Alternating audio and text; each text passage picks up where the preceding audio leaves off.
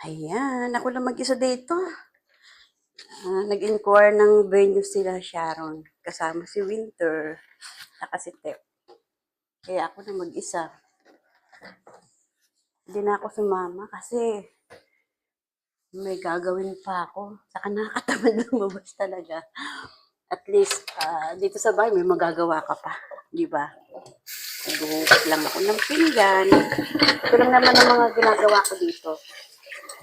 Paghugas, magwalis-walis, yung mabigat, okay lang. Siyempre, kailangan mong gumalaw kasi pag di ka gumalaw, may stack up yung mga buto-buto mo. Buto-buto ko pala. Ako lang pala.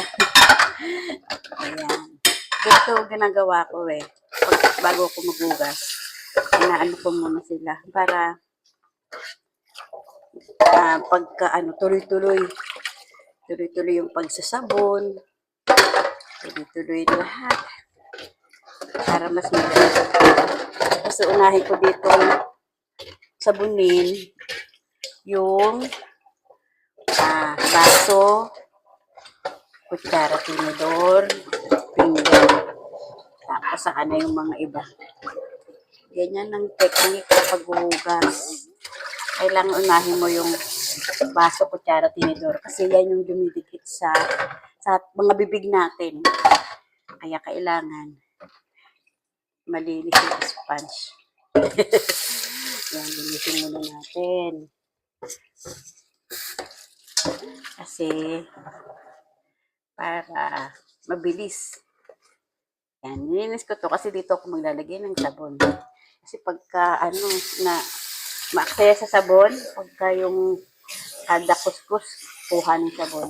Ako ganito ginagawa ko. Ayan. Sabon. Tapos ano mo yung tunawin mo na yung sabon. Then, unahin ang mga baso. Kasi ito yung dinidikit sa mga bibig natin. Baso. Tapos, ang sunod nito, mga kutsara, tinidor na. Okay.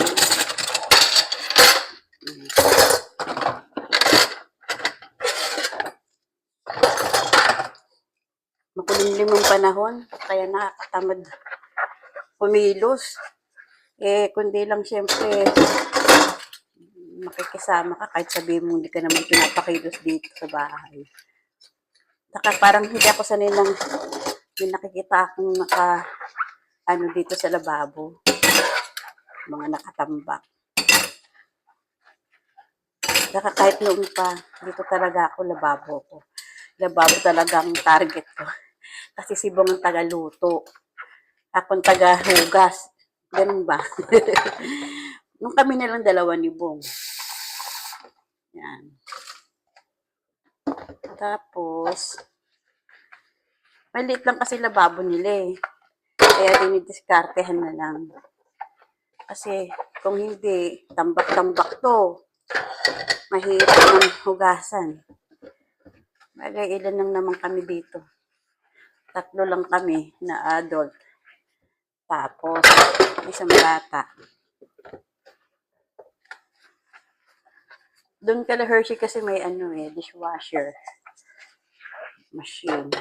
Dishwasher sila. Hindi ako pinaghuhugas kasi nga may dishwasher na. Dito, bala ko lang kumuha ng dishwasher. Bumili pala. Sabi ko, wag na. Ano pang gagawin ko? Wala na akong gagawin, di ba? May stock up yung mga kasukasuan ko. Tapos may vacuum sila. Ayoko naman gamitin yung vacuum. Mas gusto ko pa magwalis tambo. Kaya may walis tambo kami. Kahit doon kala Hershey, walis tambo ginagamit ko. Hindi ako nagbabacuum. Ewan ko. Parang hindi lang nakasanayan ba. Although magaan pag may vacuum. Pero mas gusto ko walis tambo. Sa susunod na try ko naman yung lawn mower. Maglo-lawn mower naman ako. Malit lang kasi yung lababo nila eh. Kaya yung space, ano eh. Nung binili nila to, ganito na eh. Oops! Mamaya ulit. Ay! Okay lang yan. Okay.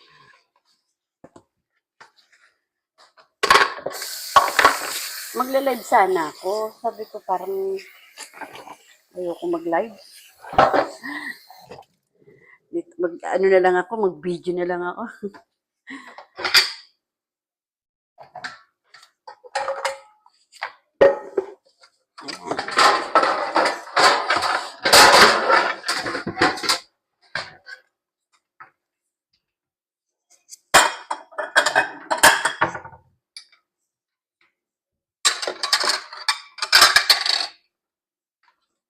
Naka-plastic gloves ako, oh.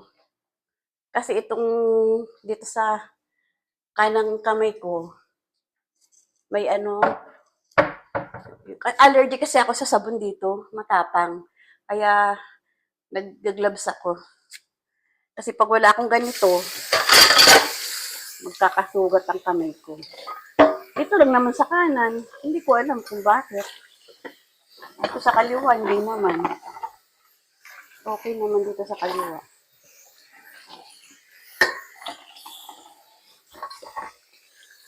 Sabi nila, puniga hindi.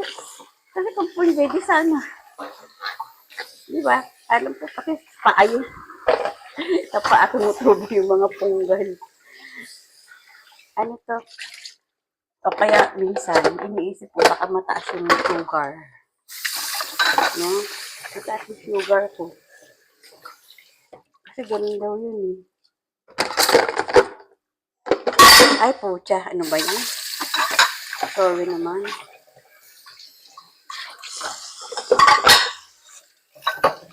Mabilis lang maghugas.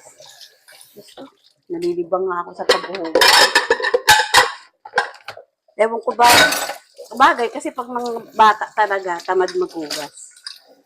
Pero nung kabataan ko kasi, ako talaga naghuhugas sa amin. Ewan ko. Kaya hanggang lumakit nag-asawa ako. Hugas talaga ginagawa ko sa bahay.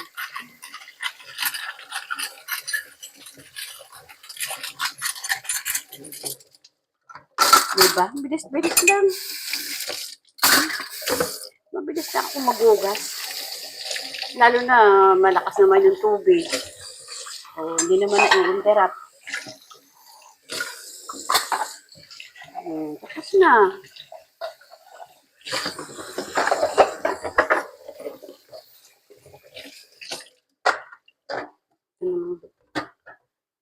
Isa.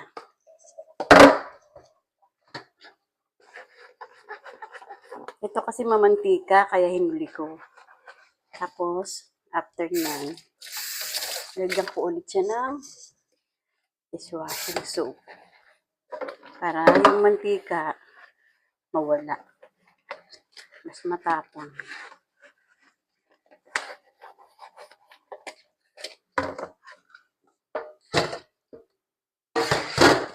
Ako kasi iba yung mga ginagamit kong sponge sa mga pinggan, baso. Iba ang sponge ng mga kaldero. Yan, iba.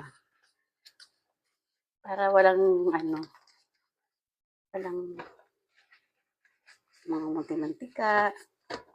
Siyempre, mga kawali, pag ginamit ko, mantika.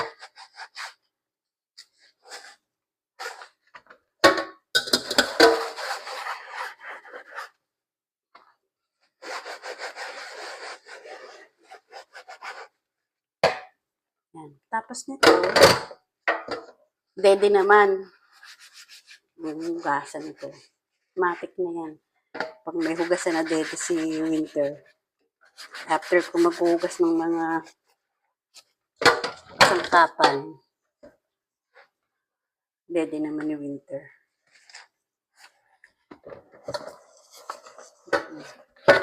Tapos, kailangan hinuhugasan din ang lababo. Sinasabon din yan. Iba rin yung gamit kong sponge pang lababo.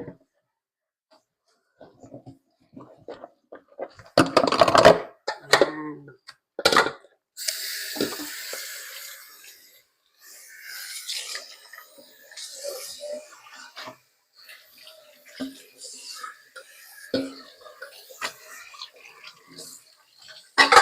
Di ba? Ang bilis lang.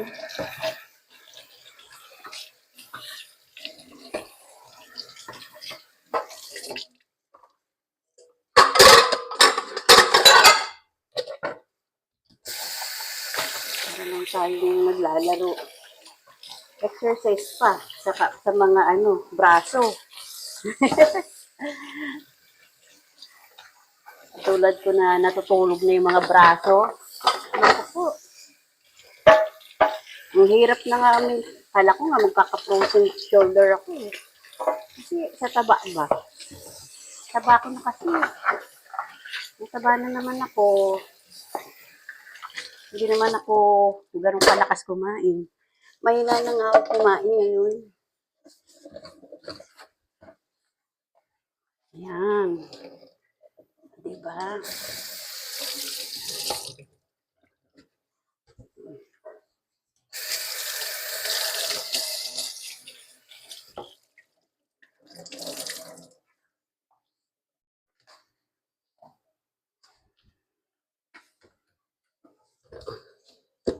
Dapat talaga nilinis pati lababo. Pinapatuyo. Para yung sink malinis tignan.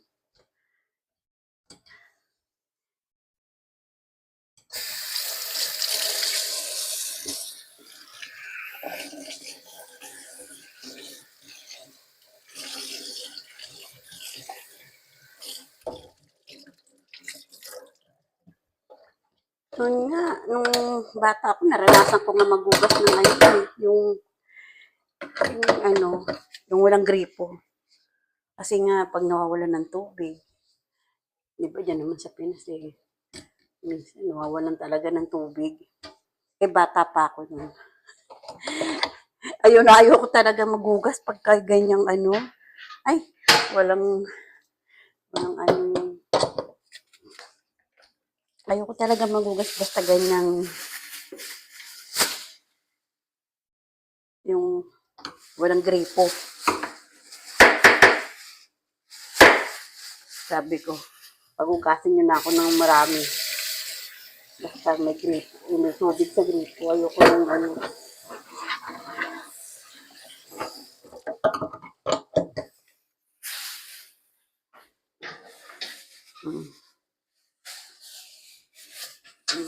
yan, sila naman. Okay.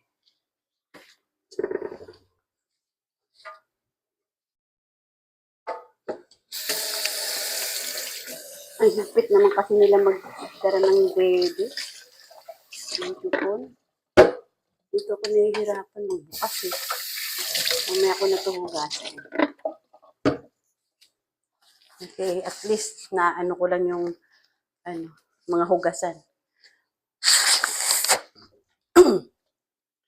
Ayoko kasi nakakita ng hugasan sa lababo yung tambak. Ayan. Malinis na.